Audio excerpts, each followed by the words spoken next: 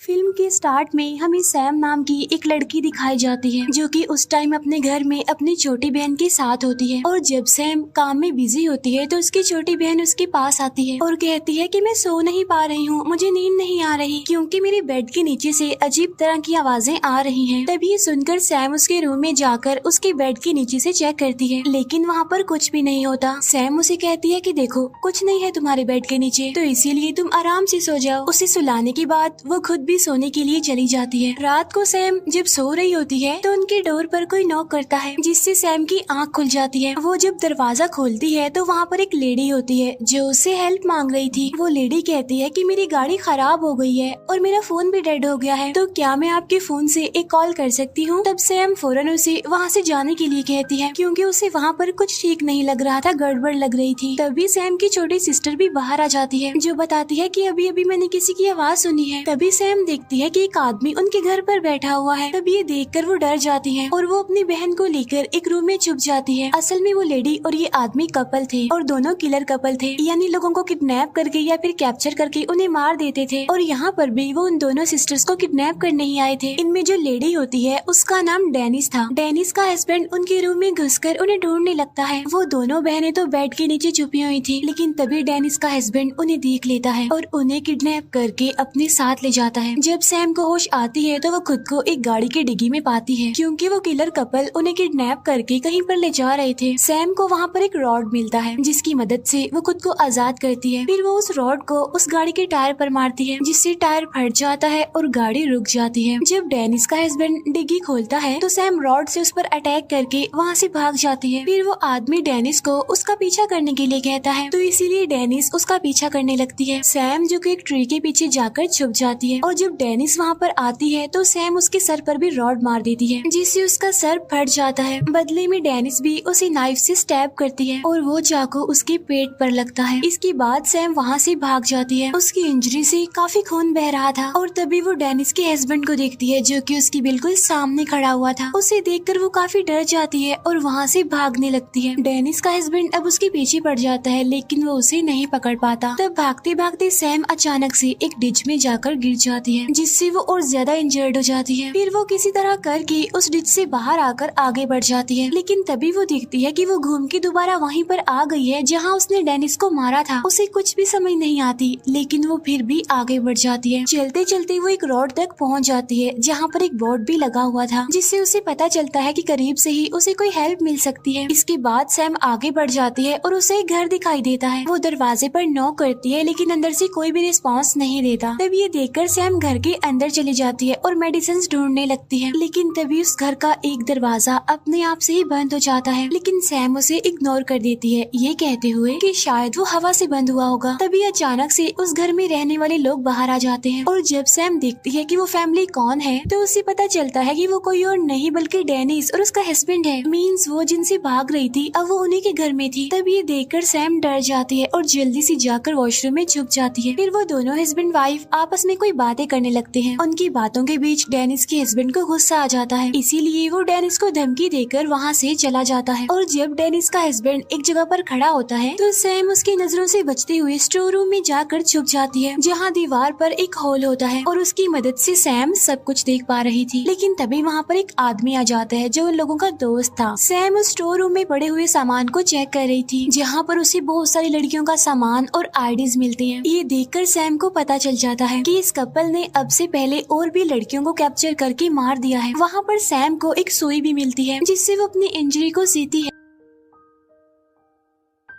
रात को वो तीनों बहुत ज्यादा शराब पीते हैं और जब उनकी ड्रिंक खत्म हो जाती है तो उनका वो फ्रेंड शराब लेने जाता है, लेकिन तभी उसकी नजर उस हॉल पर पड़ती है और वो सैम की आईज देख लेता है, जिससे सैम डर जाती है। फिर उनका फ्रेंड उन्हें बताता है कि मैंने स्टोर रूम में कुछ देखा है, लेकिन डेनिस का हस्बैंड उस पर यकीन नहीं करता क्योंकि उसे लग रहा था कि उसने इतनी शराब पी ली है, इसीलिए नशे में वो ऐसी बातें कर रहा है। तब उसका फ्रेंड मजाक में ये भी कहता है कि मैं तुम्हारा सीक्रेट जानता हूँ। तब ये सुनकर डेनिस के हस्बैंड को शक होता है कि शायद उसे पता चल गया है कि हम लड़कियों को किडनैप करके मारते हैं और स्टोर रूम में उनकी चीजें पड़ी हुई हैं। तब डेनिस का हस्बैंड उसे पूछता है कि वैसे तुम क्या सीक्रेट जानते हो मेरा। तब उसका फ्रेंड उसे कहता है कि छोड़ो यार, मैं तो मजाक कर रहा था। लेकिन डेनिस का हस्बैंड इस बार उसकी बात पर बिलीव नहीं करता और वो उसके सर पर रॉड से हमला करके उसे जान से मार डालता है। तब डेनिस उसकी इस हरकत पर उसे काफी नाराज होती है। उधर सैम भी अपनी आंखों के सामने ये सब होता देखकर काफी डर जाती है। लेकिन तभी डेनिस का हस्बैंड एक चैनसो से अपने फ्रेंड की डेड बॉडी को काटने लगता है। चैनसो की आवाज सुनकर सैम अपने कान बंद कर लेती है। उसकी डेड बॉडी के छोटे छोटे टुकड़े करने के बाद डेनिस का हस्बैंड उसे अपनी गाड़ी में रखता है और उसे फेंकने जाता है। अब सैम उस स्टोर रूम का दरवाजा खोलने की कोशिश करती है लेकिन वो लॉक था। लेकिन तभी सैम को वहाँ पर मोबाइल की आवाज सुनाई देती है और वो उसे लेकर पुलिस को कॉल कर देती है। लेकिन मुसीबत की बात तो ये होती है कि उसे वहाँ का एड्रेस भी नहीं पता होता। उससे भी ज्यादा मुसीबत ये है कि फोन डेड हो जाता है जिससे कॉल कट जाती है।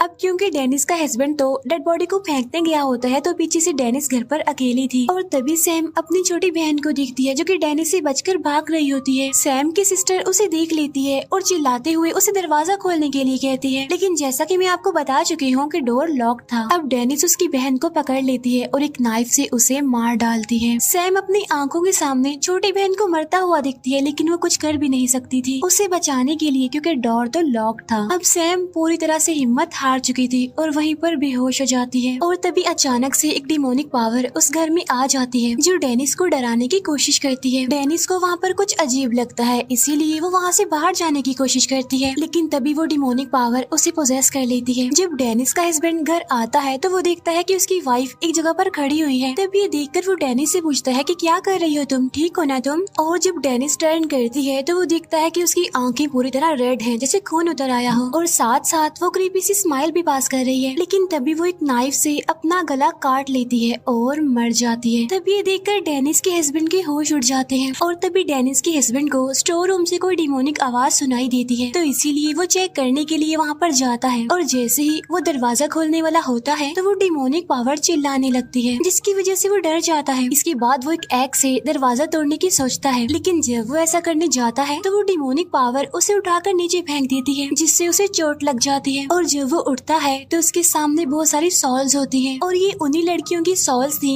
जिन्हें पहले वो मार चुका था। अब ये सारी सॉल्स उससे अपना बदला लेंगी जो कुछ उसने उनके साथ किया। उधर सैम की जब आँख खुलती है तो उसे भी एक सॉल दिखाई देती है। फिर वो सोल उसका दरवाजा खोल देती है और सैम बाहर आ जाती है और तभी वो वहाँ पर अपनी छोटी बहन की डेड बॉडी देखती है जिसे बहुत ही बुरे तरीके से मारा होता है। तभी ये देखकर सैम रोने लगती है और तभी उसके सामने एक सोल आ जाती है। वो सोल सैम को टच करती है और दिखाती है कि तुम तो स्टोर रूम में ही मर गई थी और अब ये जो बाहर आई है वो तुम्हारी सोल है और अपनी बहन के बारे में फिक्र मत करो क्योंकि वो अपनी मदर के साथ है और बहुत खुश है। वो दोनों अब एक अलग ही दुनिया में है। नेक्स्ट मॉर्निंग पुलिस वहाँ पर आकर उन सबकी डेड बॉडीज को उठाने लगती है लेकिन तभी अचानक से सैम की आंखें खुल जाती हैं और उसकी आंखें बिल्कुल रेड थी जैसे कोई खून हो। असल में बात ये थी कि वो सॉल अब उसकी बॉडी में चली गई थी और अब वो उन सभी लोगों को मारेगी जो लड़कियों को ऐसे किडनैप करके कैप्चर करके मार डालते हैं। यहीं पर ये मूवी एंड हो जाती है।